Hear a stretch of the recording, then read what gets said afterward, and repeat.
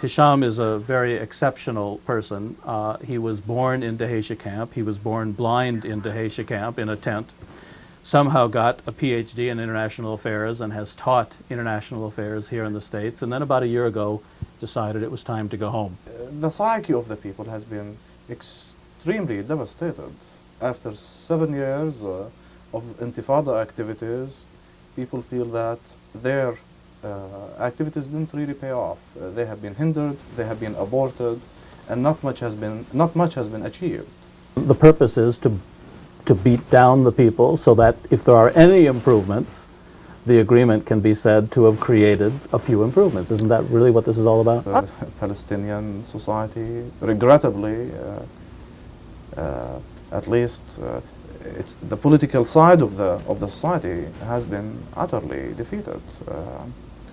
I have no doubt at the same time that the Israelis have won quite an impressive victory.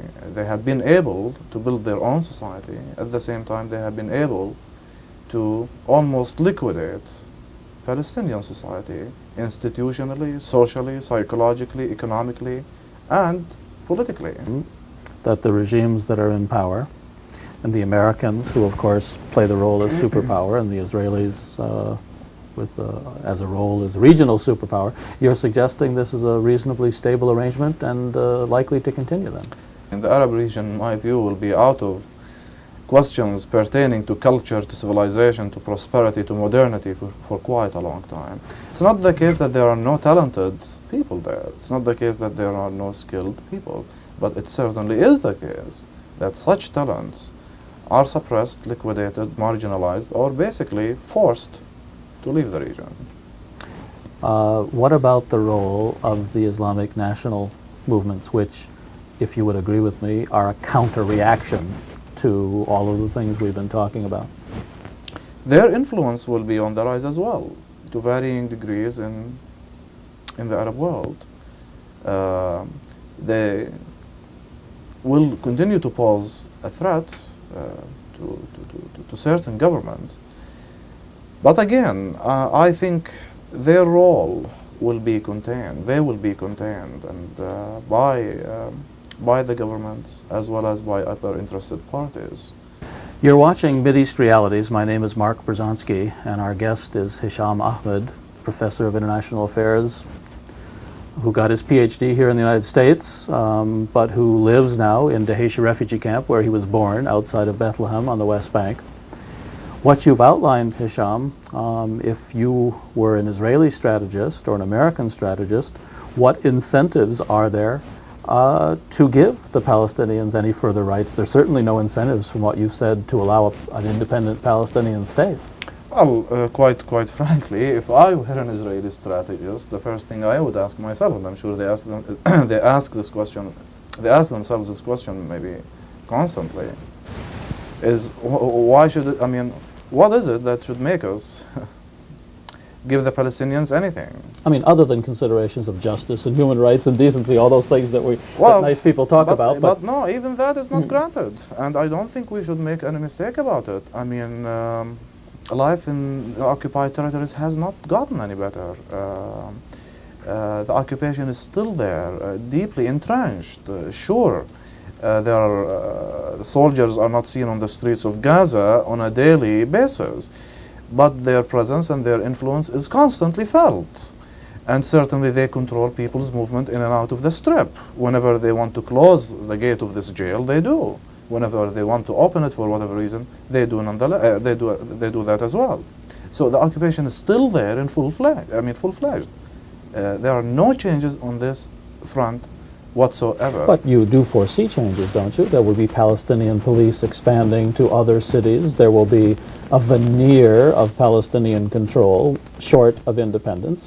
I mean, I use the analogies as a Westerner of Bantustans and reservations. Do these reservations, do these concepts have a resonance with you as well? Indeed they do. Every city, every town, every camp has been turned into a reservation, isolated from the rest. And that's exactly what autonomy, I mean, in the legal sense, really means.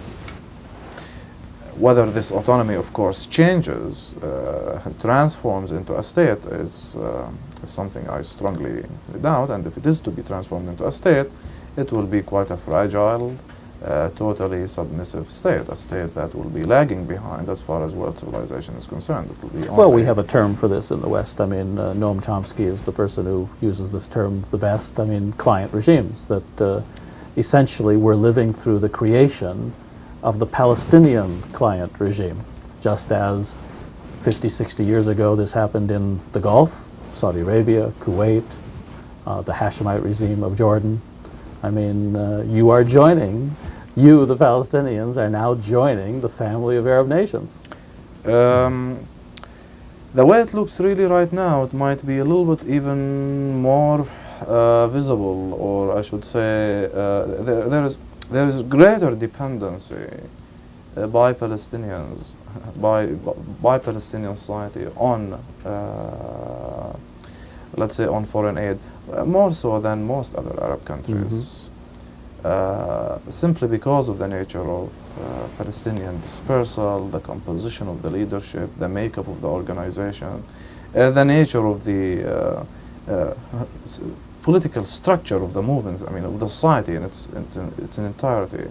So my real fear is whenever someone who pours in foreign aid or who contributes some type of foreign aid to Palestinians wants to turn it off, they will do so.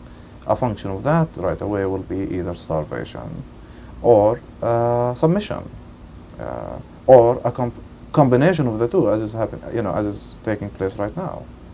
You've written that you think what's happened in the last couple years is worse than what happened in 1948. Can you elaborate on that? You know, of course I wasn't around in 48, but what I constantly keep hearing from people who lived the events of 48, I mean some of them at least, is that in 48, I mean, there was a lot of course, dispersal.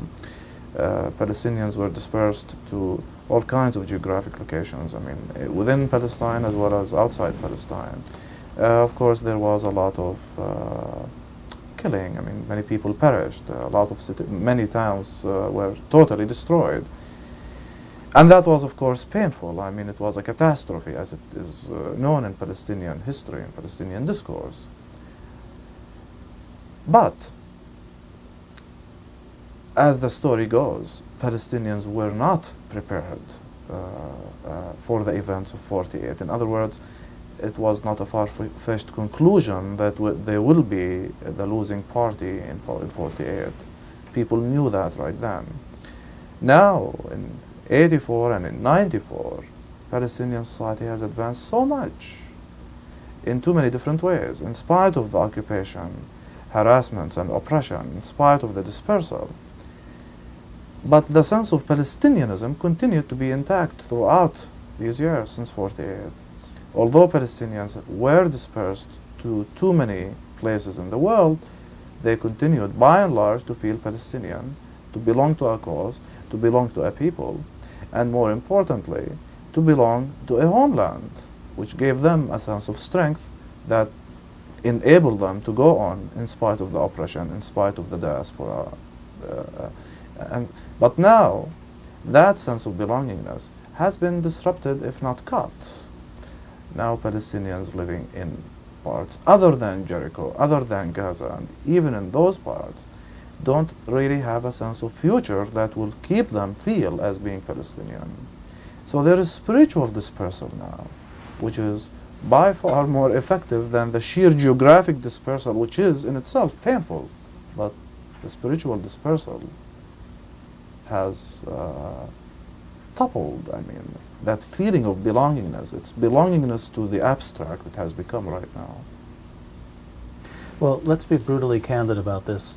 America got concerned about the Palestinians because in the 60s and 70s there was terrorism. There were airplane hijackings, there were people being shot, there were airports being attacked, and there was this Palestinian cause, and the world took notice. Under the new conditions of the New World Order, with problems in Bosnia and Korea and all over, not to mention the American streets, where we have probably more shootings in Washington every weekend than you have in Palestine. Why should Americans be concerned with this anymore? I think they simply really won't. I didn't ask if they will or won't. I asked why should they be? Well, the problem is that I feel that they really won't be concerned.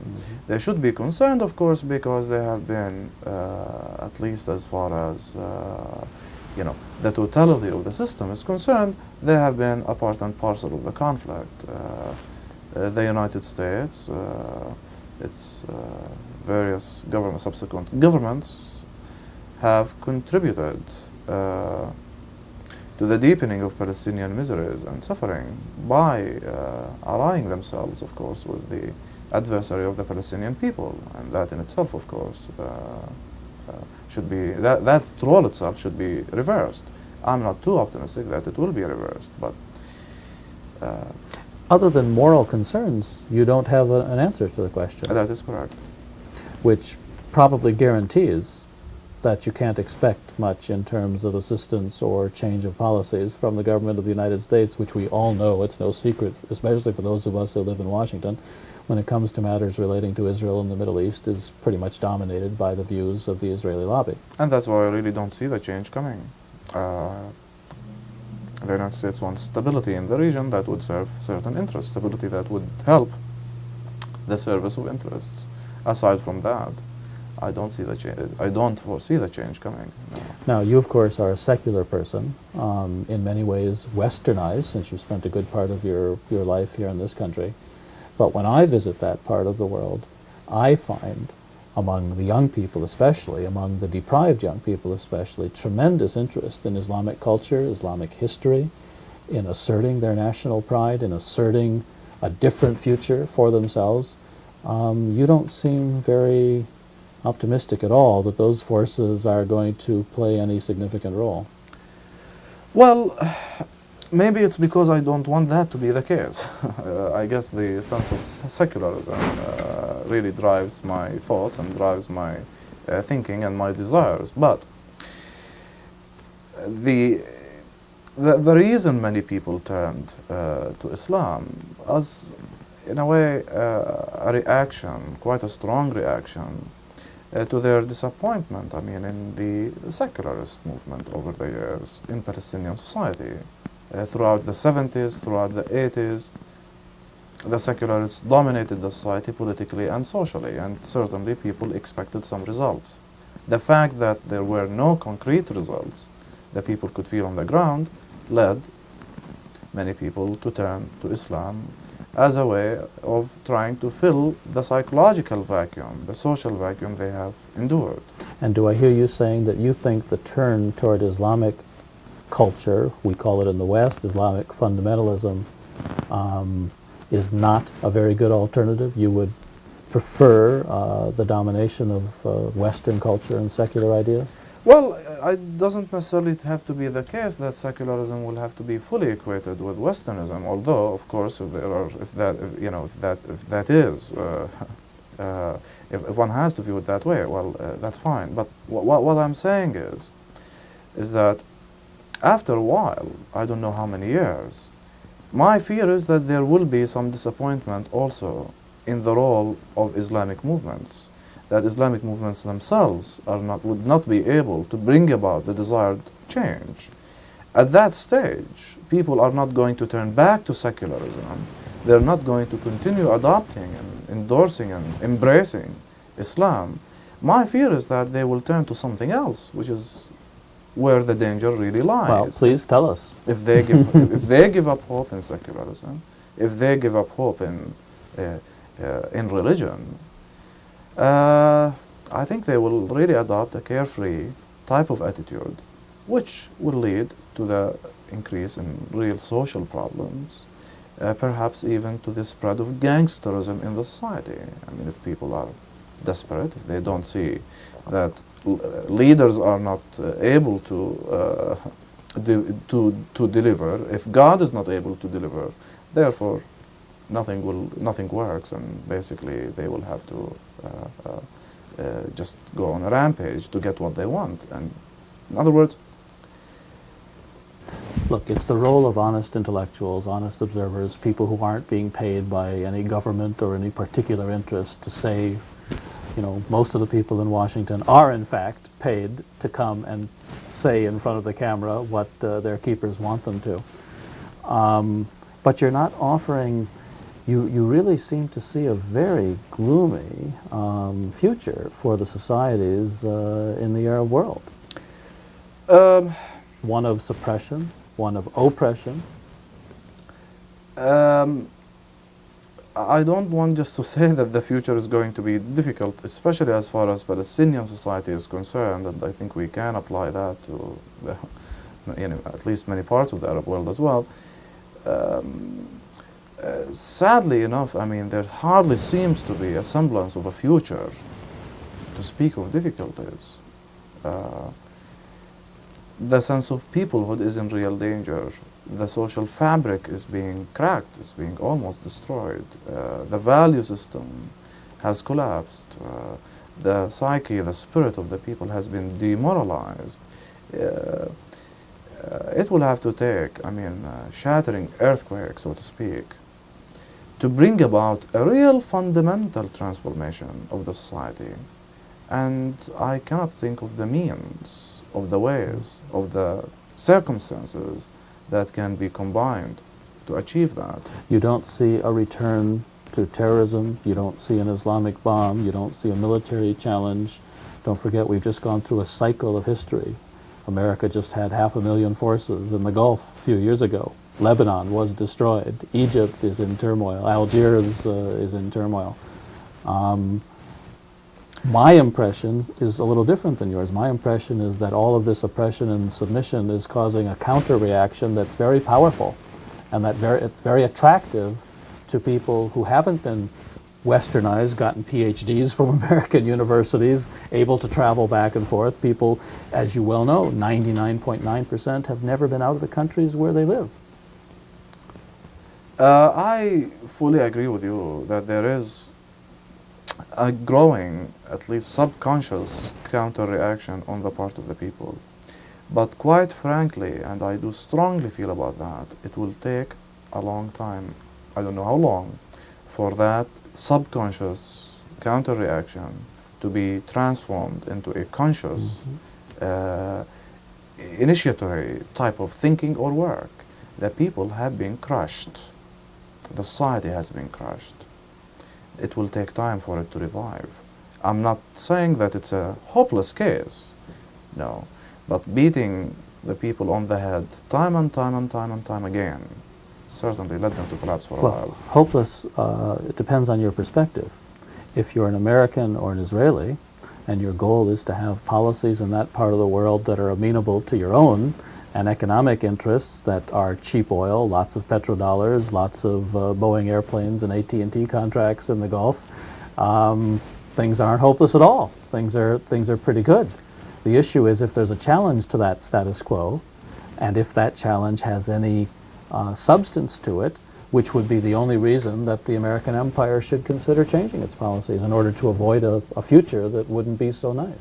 I think it will take time for this change to occur. It won't be in the it can't be in the near future. The region is not ready for it. The people are not ready for it.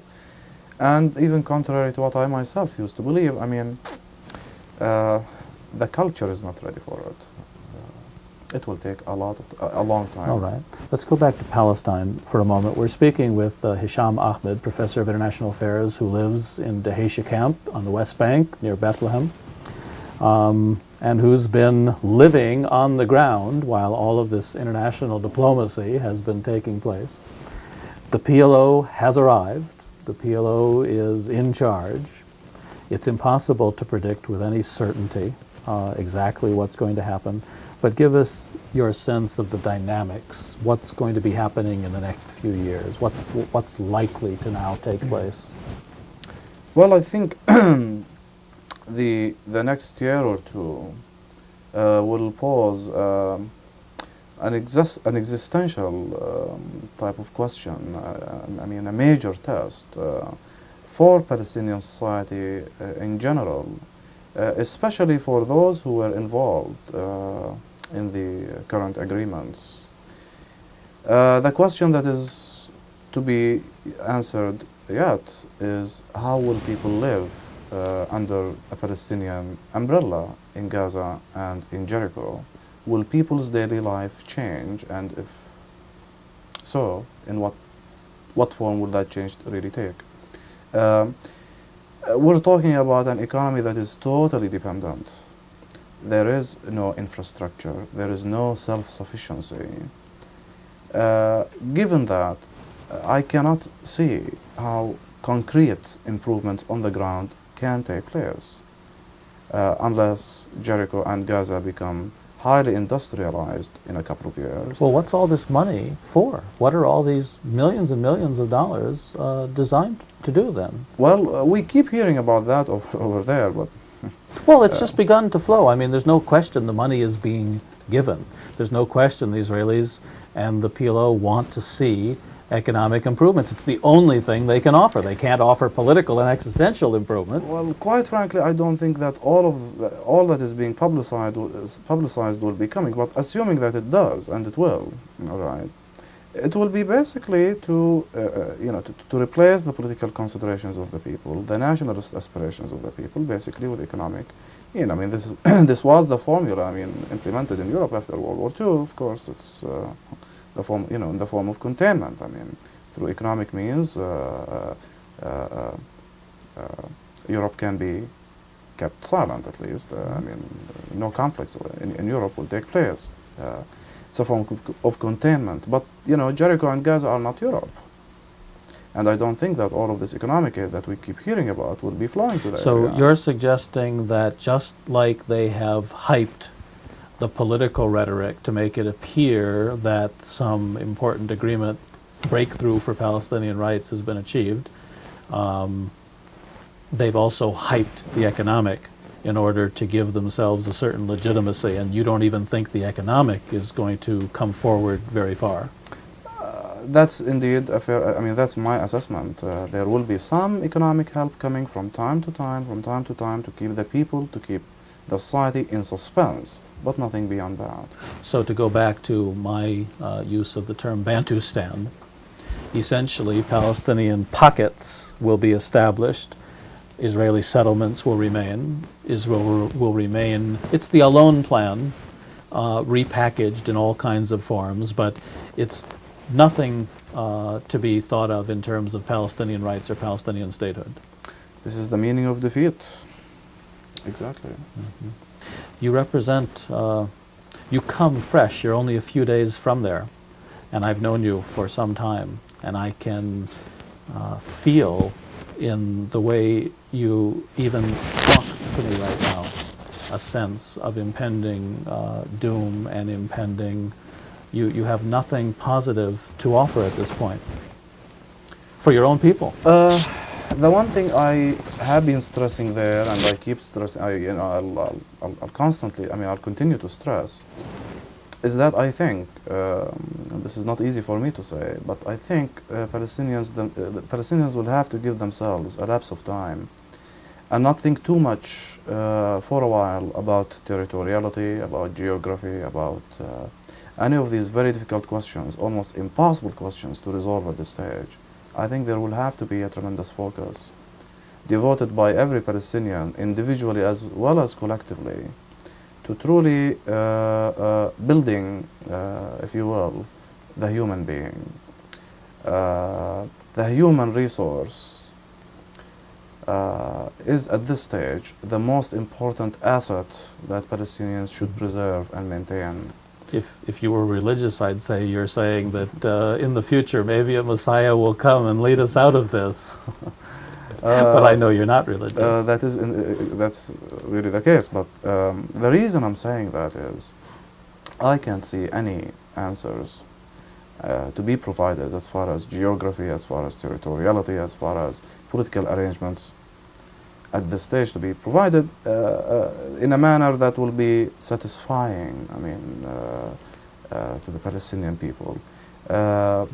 It's not easy to isolate these questions from the overall picture of things, but if more effort is devoted to truly build the society from within, I think that will be more beneficial for the upcoming phase. We've been speaking with Professor Hisham Ahmed. My name is Mark Bruzonsky, and this program is Mideast Realities. And please tune in at this time every week for another show, Mideast Realities, what's really happening in the Middle East today.